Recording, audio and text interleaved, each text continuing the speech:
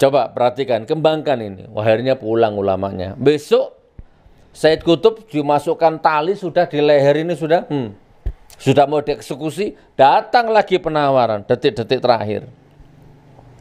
Tapi tetap jawabannya Said Qutb, cepatlah.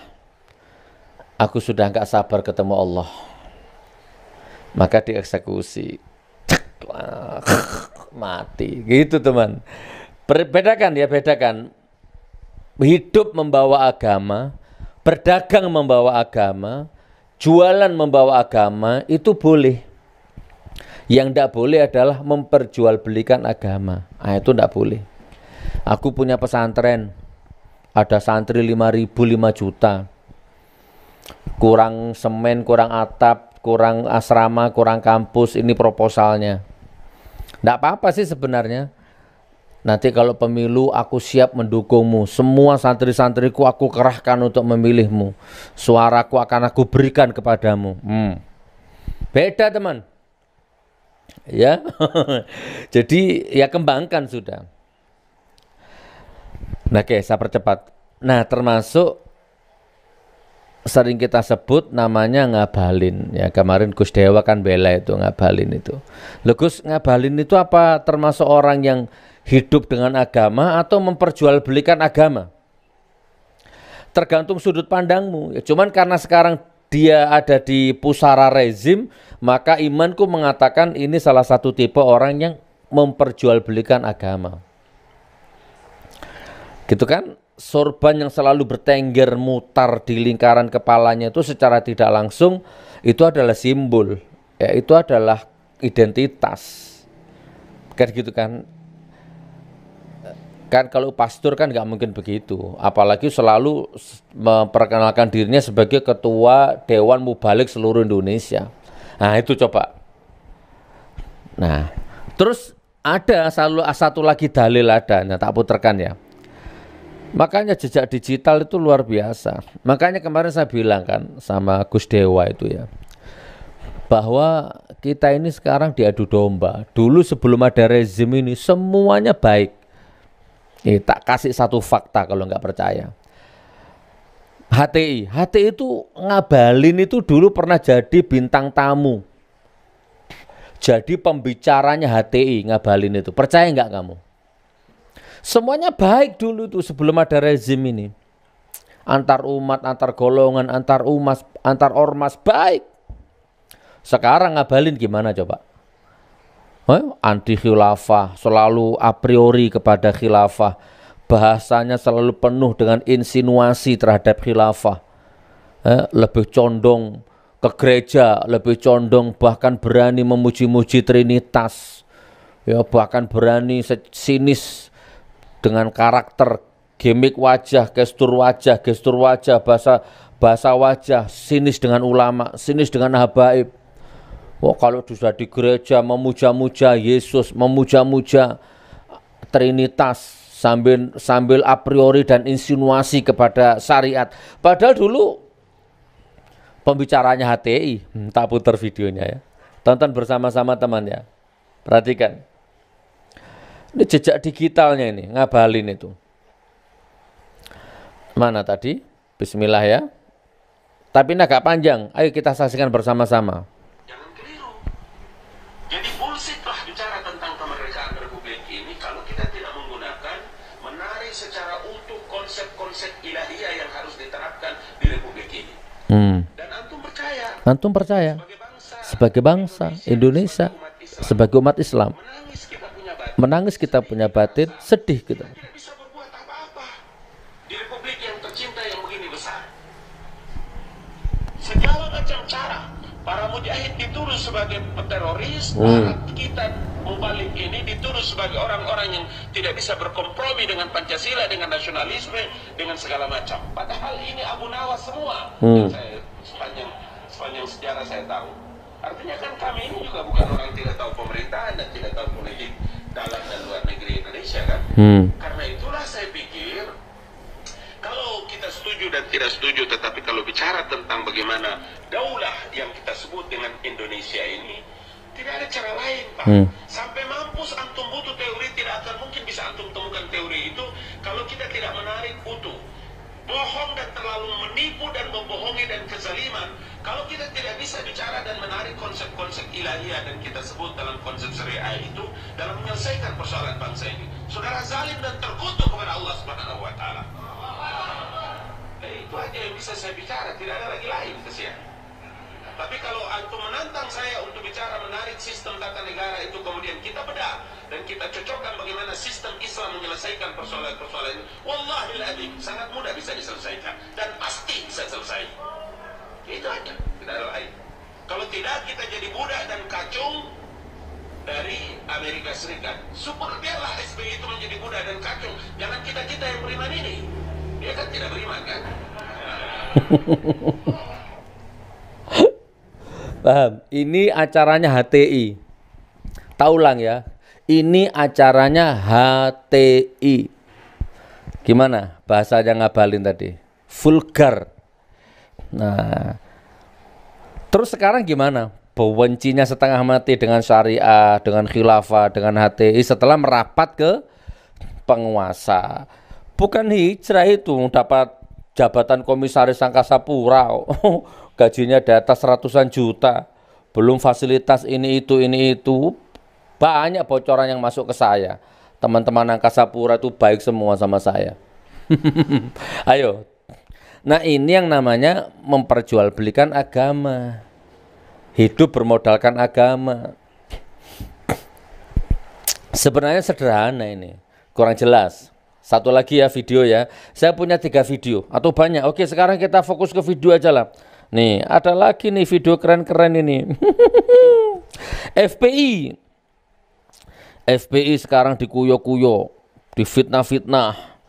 Ya, bahkan Habib Rizik diasingkan sebagaimana Buya Yahya, sebagaimana Soekarno ya. Oke, termasuk Buya Yahya juga. Oh ya, Buya Hamka. Buya Hamka bukan Buya Yahya. Afwan ya.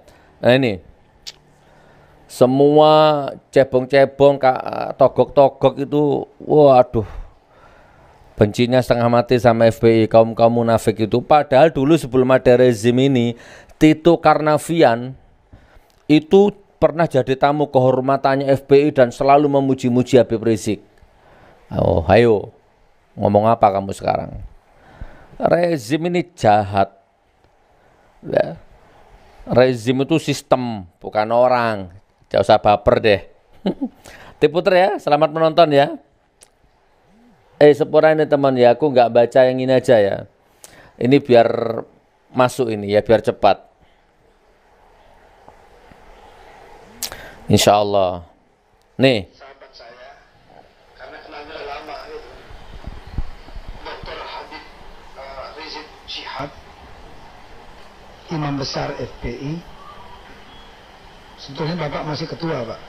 Yang lain itu penggantinya. Kita tahunya Bapak ketuanya gitu, Pak. Tahunya Habib aja. Yang saya hormati rekan-rekan dari FPI, baik Ketua Umum Ustadz Sobri, Kang Maman, ya, wah ada Pak Munarman juga nih, teman saya lama sekolah, ya. Kemudian Pak Habib Muksin, Habib Ali, saya tidak bisa sebutkan satu persatu. Kemudian ini guru saya, Profesor Syafi'i. Ini beliau sudah lama bekerja sama dengan saya untuk menangani beberapa permasalahan-permasalahan yang menyangkut kekerasan keberagamaan terutama. Kemudian senior saya juga ada Dirjen Aidi Rawas, yang beliau ini adalah tetangga di sini, tapi rupanya juga menjadi jemaah di sini. Dia adalah kepala rumah sakit Polri dulu ya Pak. Dan kakak kelas saya di Palembang SMA. Yang saya hormati Pak Kadis Bintang, mewakili Pak Pangdam, rekan-rekan dari TNI. Kemudian Pak Wali Kota juga hadir, Pak, kalau datang Pak ya, selamat datang. Kemudian yang mewakili Kakak Nero dan Agama Pak, terima kasih waktunya. Dan terutama narasumber, moderator, sekaligus juga bapak-bapak dari lintas agama. saya kira ini momentum yang sangat luar biasa bagi pandangan saya pribadi. Kenapa? Karena temanya adalah mengenai dialog lintas agama. Tema yang sangat penting bukan hanya bagi Jakarta, tapi juga bagi Indonesia. Yang kedua, yang menariknya dilaksanakan oleh FPI dan di tempatnya FPI. Alhamdulillah. Tepuk tangan dulu buat FPI.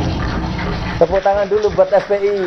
Kenapa? Karena adanya kegiatan seperti ini jelas akan melepaskan stigma yang mungkin dilabel oleh media massa yang kemudian mempengaruhi publik bahwa FPI adalah organisasi massa yang radikal, yang militan, identik dengan kekerasan dan seterusnya, intoleran. Tapi dalam kenyataannya saya paham karena sudah lama dengan teman-teman FPI dan banyak bergaul, termasuk berdiskusi banyak sekali dengan imam besar, paham pemikiran beliau. Beliau sangat toleran sebetulnya, dan itu mewarnai FPI. FPI adalah ormas Islam yang sangat toleran kepada agama lain. Jadi ini menarik kita dalam suasana yang katakanlah tidak perlu di gedung besar acaranya, tidak perlu diliput media massa besar, dihadiri mungkin kurang dari 500 orang di sini, tapi gemanya sangat besar sekali karena dilaksanakan oleh FPI. Ini gemanya bukan hanya di Jakarta, gemanya ini nasional. Ya. Nah kemudian bapak-bapak dan ibu-ibu sekalian, saya ingat satu buku pernah saya baca. Bukunya itu adalah editor, karangan editing, kumpulan dari sejumlah tulisan. Gimana? Halo? Dulu memuji-muji Habib Rizik, ya kan, memuji-muji FPI. Nah sekarang begitu rezimnya berubah seperti ini, masuk ke dalam rezim, bencinya setengah mati. Dia ya mau nggak mau ya dapat jabatan, ya dapat gaji, dapat makan, ya kan, kurang lebih seperti itu. Bahkan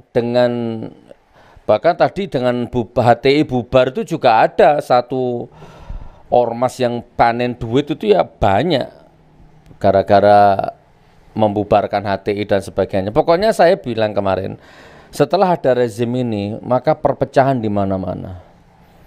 Udah kembangkan sendirilah, 2 video tadi itu sudah kayaknya udah lebih dari cukup. Gitu saudaraku ya. Oke, ada satu video lagi terakhir ya. Sebenarnya banyak nih videonya nih, kasus-kasus ini, maling baru dibebaskan, bromocora narapidana yang dibebaskan kemarin sudah berulah, bikin masalah, begal, ngerampok, maling. Ya Allah. Nih, ada video yang terbaru ini. Berapa durasinya, Dek? Ini sudah panjang tapi durasinya ini. Coba ya tak puter ya nanti. Nih, Anda sudah lihat kok. Ini ada yang namanya perusahaan PT Virtue Dragon Nickel Industri. Ini adanya di Kecamatan Morosi, Kabupaten Konawe, Sulawesi Tenggara. Di mana satu ya tidak ada upah lembur, jam kerjanya melebihi daripada 40 jam seminggu, lebih daripada itu. Oke, gini aja teman. Nanti tonton di Munja Channel aja ya video yang ini ya, biar nggak panjang-panjang di live ini. Nanti di Munja Channel full insya Allah. Nah, saya hanya ingin mengembalikan nilai ya, yang sudah hilang di bumi Indonesia ini, di Ibu Pertiwi ini. Ya, sebuah nilai yang dirampas, direnggut ya oleh satu sistem jahiliyah. Ya, dai, ustadz, ustadzah, aktivis, pokoknya berbau Islam lah ya, dijarah perasaannya, dijarah harga dirinya, ya kan, ditangkap, dipenjara. Sementara yang dekat dengan rezim ngomong apa saja bebas. Lucu juga lihat para jongos-jongosnya itu ya, akun-akun jongosnya itu lucu juga akhirnya. Nah itu saudaraku ya, begitu caranya. Ada orang yang hidup rela mati, rela sengsara hidupnya, rela apapun lah ya, itu demi agamanya, demi kemuliaan agamanya. Dan dia selalu membawa agamanya dimanapun dia hidup. Sementara ada orang yang sibuk cari makan dengan jualan agamanya itu, gitu loh kurang lebihnya. Udah kembangkan, kurang lebihnya seperti itu. Alhamdulillah ya Allah, barakallah. Saya doakan Anda mudah-mudahan termasuk orang yang husnul khotimah insyaallah.